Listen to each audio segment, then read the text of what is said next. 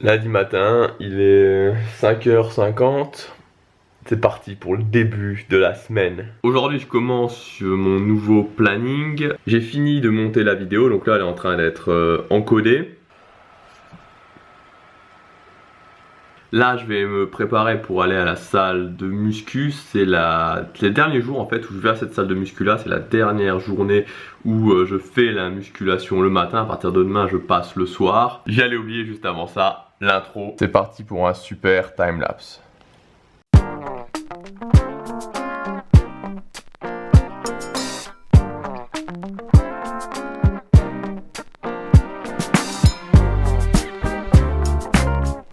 Ça y est, je viens de quitter la salle de muscu pour la dernière séance, ma dernière séance dans cette salle.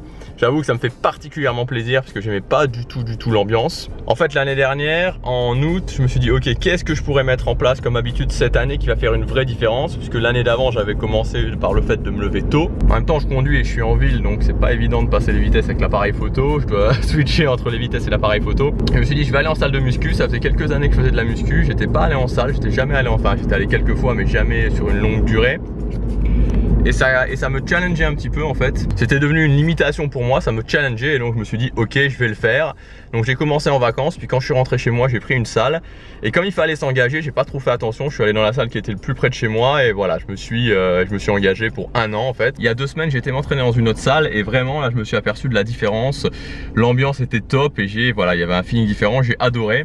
Et donc j'ai pris la décision de changer, même si ça me coûte un peu d'argent puisqu'il reste quelques mois d'abonnement dans l'autre salle. Mais je mise avant tout sur le fait que ce soit un réel plaisir d'aller faire mes séances de musculation. La salle dans laquelle j'étais jusqu'à ce matin, c'est plutôt une salle avec une ambiance vraiment bad boy. C'est pas du tout, mais alors pas du tout mon truc. Et je préfère largement l'ambiance de la nouvelle salle. Et c'est avec grand plaisir que je vais tester ça demain. Comme je vous disais il y a quelques jours, je teste de nouveaux lieux pour me filmer. Et là, je suis en train de tester un parc qui franchement est superbe.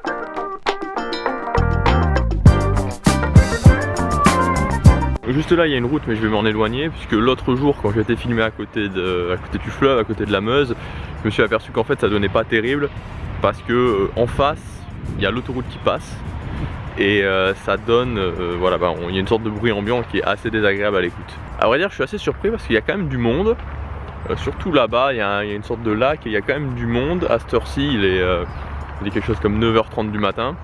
J'essaie de trouver des paysages qui sont un petit peu diversifiés, mais là où j'habite, donc vers Liège, c'est pas évident de trouver quelque chose de... Enfin, dans les beaux paysages, il n'y a pas grand chose à part des paysages plutôt verts, plutôt campagnards. Il n'y a pas de montagne, ou il y en a peu en tout cas. Il y a des collines, il n'y a pas de mer. Donc forcément ça tourne toujours autour des champs, de la forêt et des lacs. Aujourd'hui je voulais vous parler de la différence entre le contenu gratuit et le contenu payant sur internet. Si vous me suivez, vous savez que le fait de vendre des formations c'est la solution la plus rentable pour gagner sa vie sur le net, et ça peu importe la thématique. C'est beaucoup plus rentable que la publicité, c'est beaucoup plus rentable que le placement de produits. Bon, il n'y a rien de plus rentable que ça, c'est l'idéal. Donc que ce soit des formations vidéo, que ce soit des guides numériques. Quand on commence, et moi j'ai eu ça l'année dernière quand j'ai lancé mon premier blog, la grande question qu'on peut se poser c'est ok, je vais vendre des formations, mais si je fais une vidéo par jour, si je fais un article par jour, ou même si je fais des articles ou des vidéos plusieurs fois par semaine, je vais donner des conseils. Qu'est-ce qui va faire ensuite que les gens vont acheter mes formations si je donne déjà beaucoup de conseils? Et donc moi quand j'ai commencé, j'étais un peu pris par ce syndrome, et je me souviens les premiers articles que je faisais, au final je donnais pas des masses de conseils. À l'époque j'étais coaché déjà par quelqu'un qui m'a dit ok, mais si tu fais des articles comme ça va juste intéresser personne. Ça va intéresser personne, il faut vraiment que tu donnes tes meilleurs conseils, il faut pas que tu aies peur de donner ton meilleur contenu, de donner les choses qui vont vraiment apporter de la valeur à tes visiteurs. Il y a 3 choses qui vont faire que même si vous donnez vos meilleurs conseils, même si vous donnez dans vos articles tous vos trucs et astuces, que vous partagez vraiment des choses qui ont de la valeur, il y a 3 choses qui vont faire que les gens vont quand même acheter vos formations et vont quand même acheter votre contenu payant. La première chose, c'est que tout simplement, au jour d'aujourd'hui, c'est presque un drame, c'est presque un problème, toute la quantité d'informations qu'il y a. Il y a trop d'informations, il y a tout qui est accessible gratuitement. Vous tapez n'importe quoi sur Google, tout est accessible gratuitement. Ça pose un réel souci, c'est plus un souci finalement maintenant, toute cette information. C'est plus comme avant où accéder à l'information c'était un problème. Accéder à l'information avec internet, avec Google, maintenant c'est plus du tout un problème. Vous avez accès à des milliers de textes, des millions même de vidéos, donc il n'y a plus aucun souci avec ça. Le vrai challenge, c'est d'avoir une information qui est triée, d'avoir une information de qualité, d'avoir une information qui est organisée. C'est exactement ça la différence entre le contenu gratuit et le contenu payant, c'est que dans le contenu gratuit, rien n'est organisé. Vous faites vos vidéos, vous faites vos articles comme vous voulez, et il n'y a pas forcément de fil conducteur entre eux. Alors, il y a évidemment votre thématique, mais il n'y a pas, c'est pas spécialement organisé. Alors que dans votre contenu payant, tout est organisé, tout est trié et la personne qui achète va savoir exactement ce qu'elle a et elle aura un contenu qui est prêt à l'emploi. La deuxième chose, c'est que dans une formation, vous vendez un résultat. La personne achète un résultat. La promesse que vous faites au début, c'est la promesse d'un résultat. Et c'est tout à fait différent du contenu gratuit ou même des livres où là, on vous vend une idée, on vous vend une théorie, mais on ne vous vend pas des résultats. Vous pouvez acheter tous les livres que vous voulez, j'ai lu énormément de livres, vous n'aurez jamais la promesse d'un résultat. Vous avez une théorie, on développe une théorie, on développe une idée.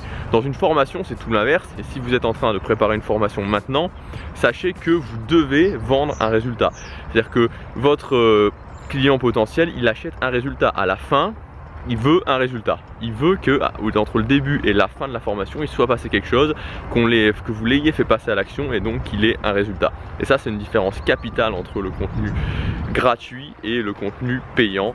C'est la promesse d'un résultat. Troisième et dernier point, c'est tout simplement vous et la confiance que votre potentiel client va vous accorder. Si vous êtes honnête, si vous faites du contenu de qualité, que vous êtes authentique, vous êtes honnête dans vos vidéos ou dans vos articles, les gens vont tout naturellement avoir envie d'en savoir plus parce que vous ne vendez pas seulement un résultat, vous vendez aussi un lifestyle, c'est-à-dire vous vendez aussi un mode de vie, vous vendez votre mode de vie. Et on le voit beaucoup avec les digital nomades actuellement qui vendent en plus de la promesse d'un résultat, ils vendent aussi leur mode de vie, ils vendent aussi la promesse d'un mode de vie différent. Le mode de vie actuellement dans notre société, pour la plupart des gens, c'est je fais un travail qui me plaît pas les 3/4 de l'année, voire les 9/10 de l'année, et 1/10 de l'année je pars en vacances et je suis soulagé et j'essaie d'oublier un maximum mon travail. Alors qu'il y a d'autres possibilités, et forcément quand les gens voient que vous avez un mode de vie où vous avez un travail qui vous plaît, vous pouvez partir en vacances quand vous voulez, vous êtes heureux dans votre travail, ça donne envie. Alors au-delà de tout, il faut bien comprendre que le troisième point, c'est que quelque part vous vous vendez vous-même, vous vendez votre mode de vie, et ça fait largement la différence entre le contenu gratuit et le contenu payant, tout simplement parce que si les gens vous trouvent honnête, si les gens vous trouvent authentique, si les gens apprécient ce que vous faites, ils auront envie d'en savoir plus, ils auront envie d'aller plus loin avec vous, que ce soit avec des formations ou avec du coaching. Moi, il y a beaucoup de gens que je suis en vidéo tous les jours. Quand ils sortent des formations, quand ils sortent du coaching, c'est tout naturellement que j'ai envie d'en savoir plus et c'est tout naturellement que j'achète ces formations ou que je prends du coaching. Il n'y a rien à faire, après avoir testé plusieurs solutions, l'iPhone, ça reste vraiment le moyen le plus simple et le plus esthétique. Je trouve que franchement il fait des timelapses d'une grande qualité. Donc si vous voulez faire des beaux timelapses, franchement vous prenez pas la tête, utilisez le mode accéléré de l'iPhone et voilà. Cet après-midi je suis en train de télécharger la version d'essai de Premiere Pro. Comme je vous l'ai dit il y a quelques temps, je vais passer sous Premiere tout simplement parce qu'il permet d'avoir des plugins. Donc en gros actuellement je suis sous Adobe Elements.